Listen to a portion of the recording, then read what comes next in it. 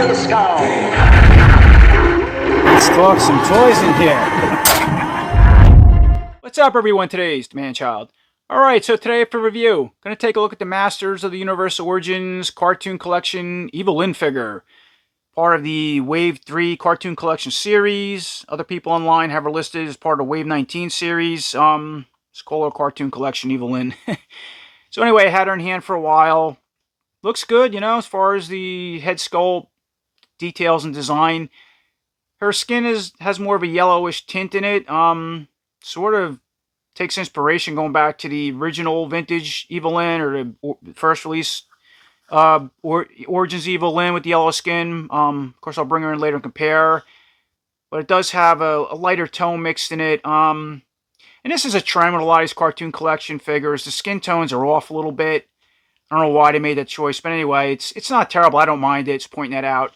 She comes with the shaping staff. Going back to the animation. Also her magical staff going back to, which was also in the animation sometimes she carried. Or the vintage inspired figure also had. And another reason I was waiting to review this figure is because I picked up a custom cape on eBay, which a lot of people already reviewed her from images I've seen online, have her in hand.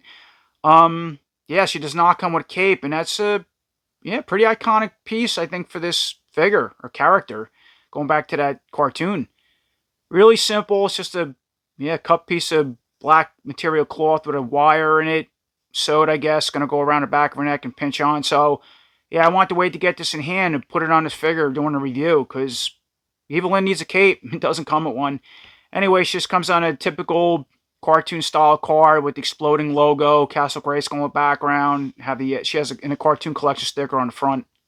And here's a quick look at the art and back at Evil-Lyn's packaging. So yeah, you know, really cool art as always. Just have Evil-Lyn using the shaping staff. Kind of a little image going back to the As Seen on TV, the shaping staff episode.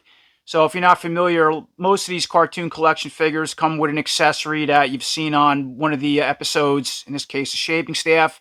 And then dropping down to the left-hand side to just show a picture illustration of Evil-Lyn, holding or pressing the shaping staff in the hand, and she can twist into powerful battle positions.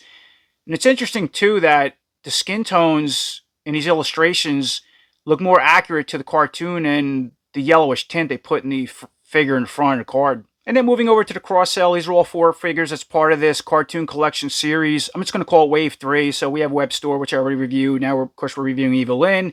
And then dropping down, we have Clawful and Spike-Or, which is going to come out later this summer. I'm looking really forward to these two. I always like the mutant figures. And I also had rumors, too, that Too Bad is going to be part of this cartoon collection as well later in the year. Okay, so before we take a look at Cartoon Evil-Lyn and all her accessories, she comes with a new comic. It's actually the same comic Web Store came with, which I already showed in my Web Store review.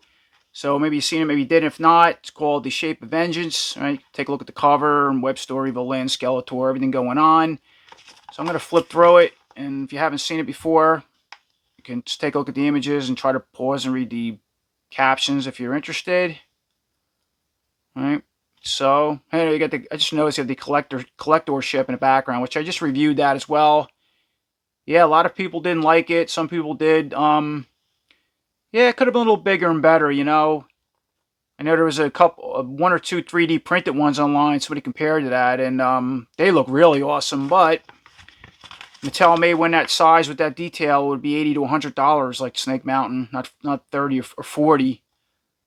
But it's the collector, you know, what it costs. But anyway, gotta bring that up.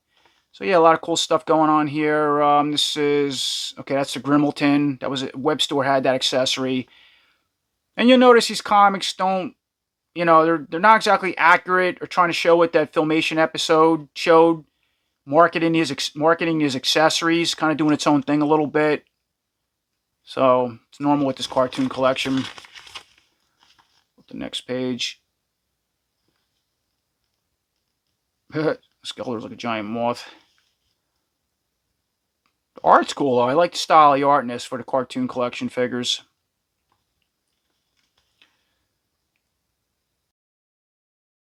And now, taking a closer look at Cartoon Evil-Lyn's head and face sculpt. Yeah, really good. You know, I think it's well done for the Origins line.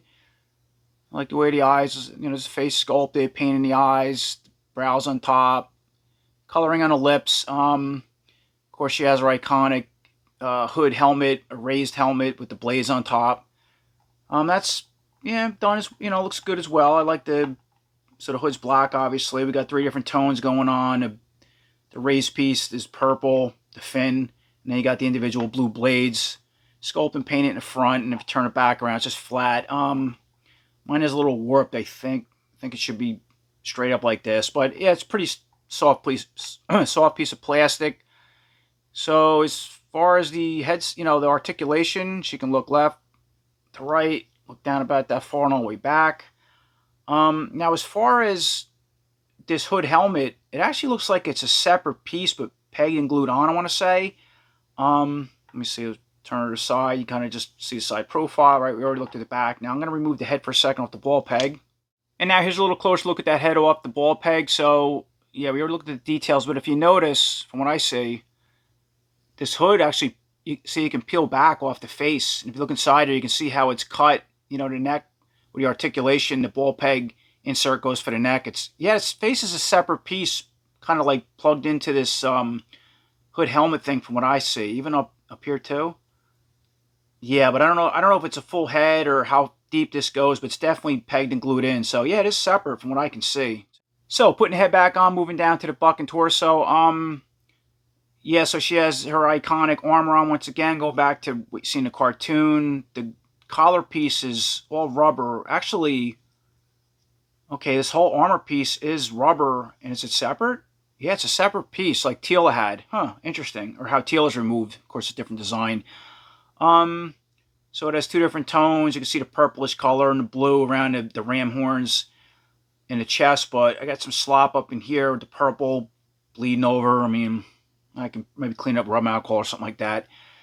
So she can spin at the waist with the armor on. Moving on to the arms. So all the aesthetics on Evil-Lyn, just like the cartoon Teela, are the same. It's the same exact tooling as far as the buck, going back to the first release Origins vintage inspired figures from what I can see. And once again, I'll bring in the other Evil-Lyn a little bit to compare. But going back to the articulation with the arms, all right, let's finish that up. So she can go up, down, forward, back. She has a simple sculpted on like a bicep bracer band. Now is that, yeah, it's all part of sculpt. Just paint it, moving down. She can bend at the elbow, straighten out, spin. The arm go all the way up to the face like so. She also has her regular wrist bracers or gauntlets on. Now those 2, they look like, yeah, they're all part of sculpt. Is painted blue like these bicep ones, from what I can see. Everything's identical on left to right arm. And then, of course, she has 2 semi-gripping weapon hands or semi-gripping hands. They go spin and go in and out hinge joints. And the left side's all the same. And you notice, too, so taking a closer look at the skin, the arm and shoulder, stuff like that, legs. Yeah, it has a very yellowish tint in it, right? Not as bright as the vintage-inspired Origins one, but yeah, more yellow, which he usually has in a cartoon from what I can see. And then moving back up to the arm, of course, you can just remove it, pops right out. It's the same peg as all the female characters have, going back to the vintage-inspired Origins as well. Customs, for whatever reason, want to change the arm out. In the hand, let's see. All right, it's the same typical Origin style peg that the females and males use, but the males have larger pegs than these ones in the females, if you're not familiar.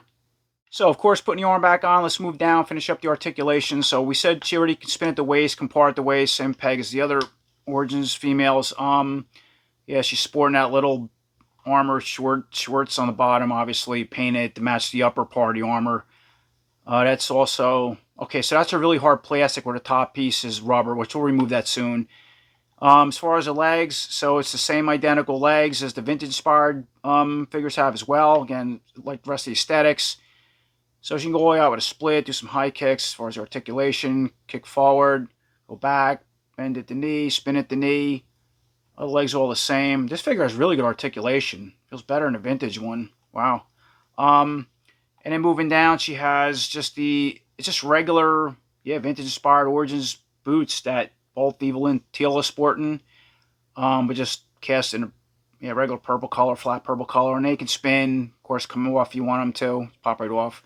And then the foot go up, down, rock side to side, and the other boot, and the articulation is all the same.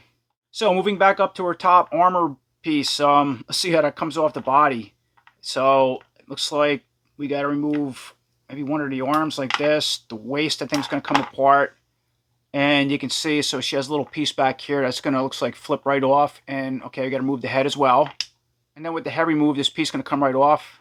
And now there's a little closer look with the armor off the body. Yeah, just all rubber. And, yeah, a lot of slop. Well, inside don't matter, but, you know, slop around the collar and around this area, as I already mentioned.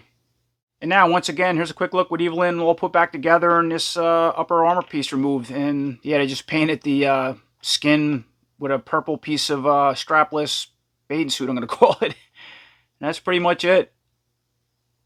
Okay, so to put this piece back on, I'm just going to remove the head again. Of course, break the body in half. And you got to be careful with this. And you don't have to remove the arm, by the way. I just did. Be safe. You could put it back on this way and pull this over the neck. But, yeah, you got to watch. You don't want to tear that. So it's just easier to put this piece back over the neck and slide this over the body. And then put it back together. And now, once again, we have Evil-Lyn all back together. So, of course, I'm going to put on his custom cape because I think it's important. I'm glad I got one. Yeah, you notice, too, in the back of her armor where the collar is, this little black piece hangs off. It's almost like the over collar that would be for the cape or where the cape should have been. So, I'm guessing this with the wires are going to go... Looks like it slips right under that over the shoulders. And here we go. There's the cartoon Evil-Lyn with a cape on. How hard is that? I cannot believe this figure did not come with a cape. Whether it was a rubber one, never mind a little cheap cloth one with a wire in it. Unbelievable. Looks great. This is how she should look. This little piece fits great underneath this collar, and you bend that wire around the neck. Yeah, and how it slips over. So much better. And now, moving forward with Evil-Lyn's weapons and accessories. So, of course, she comes with the shaping spellcasting staff, right, like on the cover. We're going back to the Filmation episode. So that's pretty much what it looks like. Yeah, good sculpt. Again, for the cartoon lines, cast in a bright yellowish color, but it almost has like a goldish tint in it or something.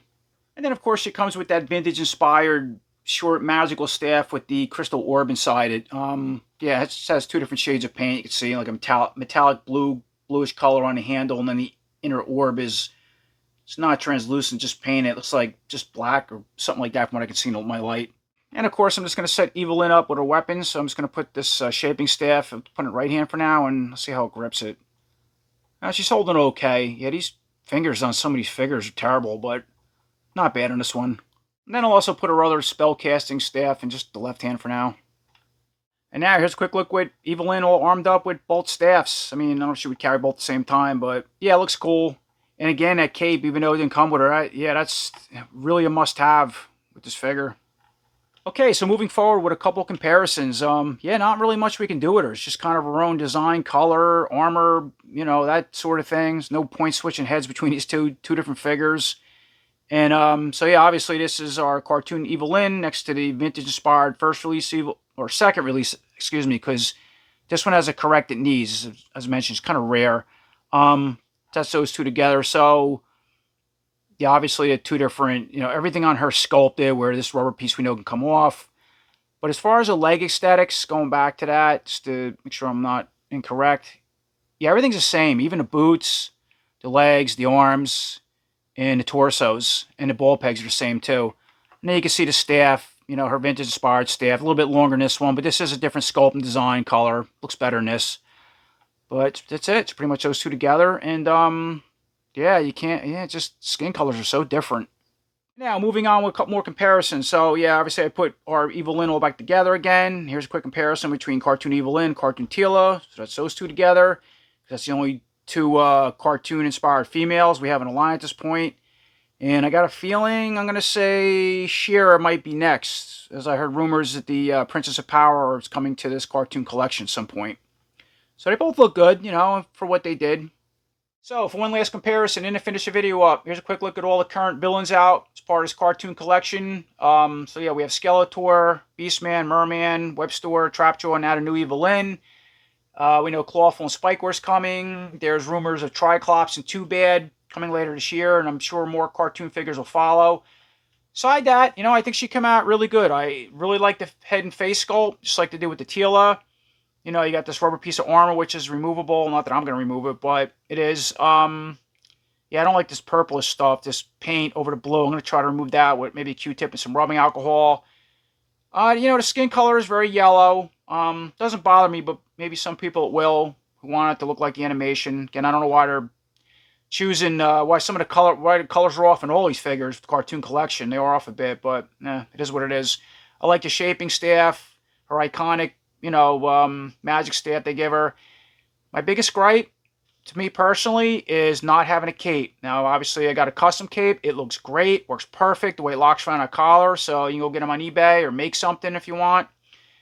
That's the only thing. I don't know why I didn't give her a cape. It just makes Evil-Lyn look, it makes up for the skin colors and other gripes people might have, which again don't bother me. But yeah, you need a cape. Aside that, everything else is really cool, and it's neat to see Evil-Lyn in a line. So hopefully this answers everybody's questions. I appreciate everybody watching. And until next time, take care.